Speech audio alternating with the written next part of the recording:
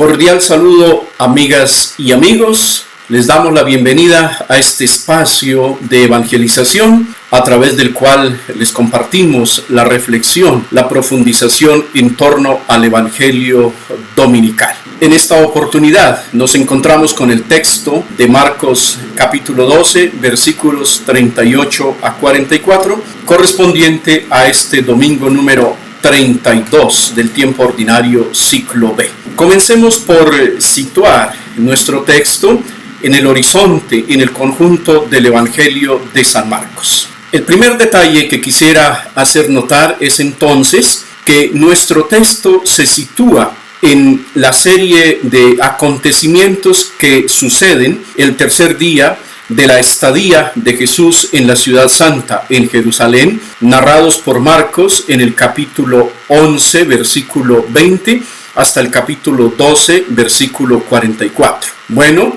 esta serie de reacciones pues tienen un itinerario que nos muestra San Marcos de una manera cuidadosa. Recordemos que allá en Marcos 11, 20 a 25, cerca del árbol de higuera, San Pedro hace notar las consecuencias de las palabras de Jesús. Luego, en la larga secuencia que va desde 11:27 hasta 12:12, en el templo, las autoridades judías interrogan a Jesús sobre la autoridad con la cual él actúa, sobre la autoridad con la cual él realiza esa serie de signos. A continuación, Marcos 12, 13 a 34, Jesús es interrogado por tres grupos diversos que se convierten, digamos así, en adversarios, en opositores y que le hacen preguntas capciosas. Luego, en los versículos que preceden inmediatamente a nuestro texto, es decir, Marcos capítulo 12, versículos 35 a 37, será Jesús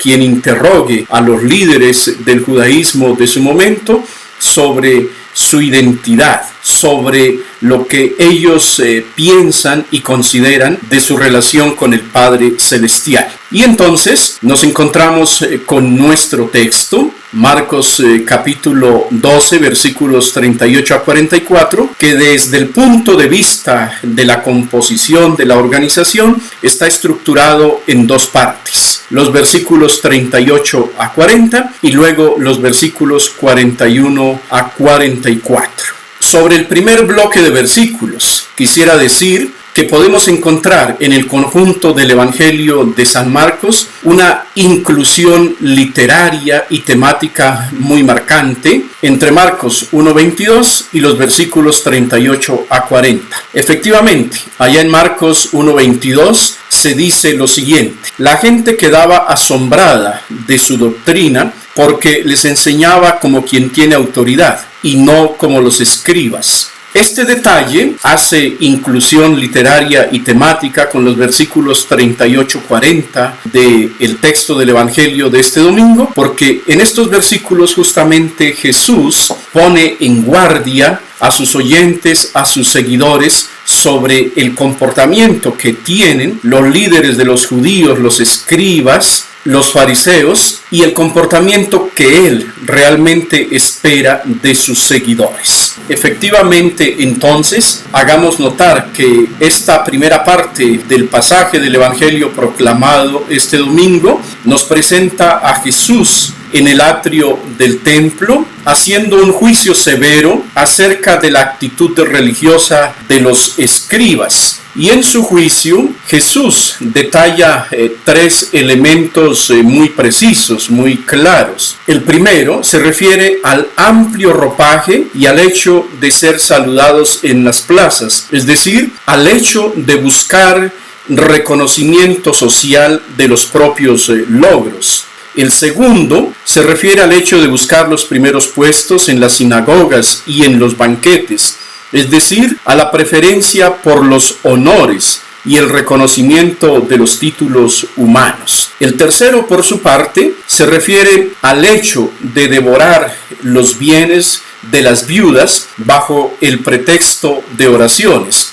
es decir, al hecho de aprovecharse del culto religioso para beneficiarse personalmente. En el fondo, entonces, este juicio de Jesús, podemos decir a manera de conclusión, critica la incoherencia entre lo enseñado y lo vivido por estos expertos en las cosas religiosas de su tiempo. Y bueno, también por qué no preguntarse si eso quizá puede suceder también entre los expertos de las cosas religiosas de nuestros días. Ese tercer elemento, amigas y amigos, del juicio que Jesús elabora, de la evaluación que hace a aquellos que le interrogan, sirve a la vez de gancho, de conexión para presentar la segunda parte de nuestro texto, que son los versículos 41 a 44, porque allí Jesús toma el ejemplo de la viuda en privado, como suele hacerlo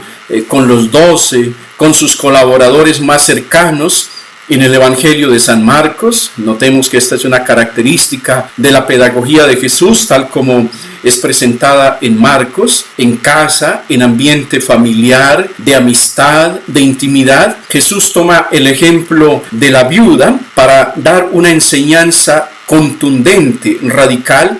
Así que Jesús, sentado frente al arca del tesoro y observando el comportamiento de los contribuyentes, identifica una conducta particular, ejemplar. Lo leemos ahí en el versículo 42. Llegó también una viuda pobre y echó 2 moneditas, o sea, 1/4 del as. Tengamos presente que el as era la moneda de menor valor en circulación en la ciudad. Más o menos correspondía, si hacemos un poco un cálculo aproximativo con nuestro contexto, más o menos podría equivaler a $1/4, a unos 1,000 pesos, algo así por el estilo. El detalle, ¿para qué le sirve a Jesús? Sin duda, a través de ese ejemplo y de observar la ofrenda que esta viuda pobre coloca en el cepillo del templo, le sirve a Jesús, como es costumbre en el Evangelio de San Marcos, para llamar aparte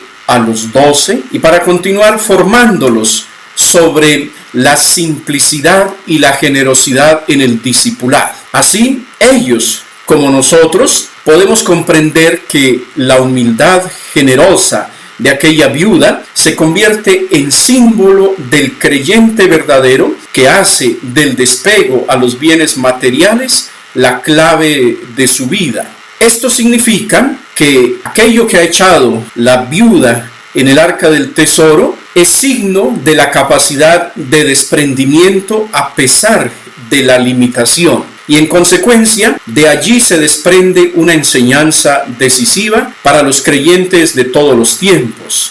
He aquí la enseñanza. El ejemplo de la pobre viuda, símbolo bíblico del pobre, junto al huérfano y al oprimido, nos indica que Jesús mira la profundidad del corazón y no las apariencias. Por eso agradece el óvulo dado por aquella pobre mujer más que las grandiosas ofrendas que solo brotan de la conveniencia exterior. Podemos decir entonces, para concluir, que la lectura que hace Jesús de la actitud de esta viuda pobre deja como mínimo 2 grandes enseñanzas. Podemos decir entonces que esta viuda pobre se convierte en modelo, en ejemplo de discípulo, de creyente, a diferencia de los líderes, de los escribas y de los fariseos, a los cuales Jesús evalúa críticamente y pide no seguirles, no imitar su ejemplo. Y en segundo lugar, se convierte en modelo por su capacidad de abandonarse, de confiar en Dios, de colocarse en sus manos.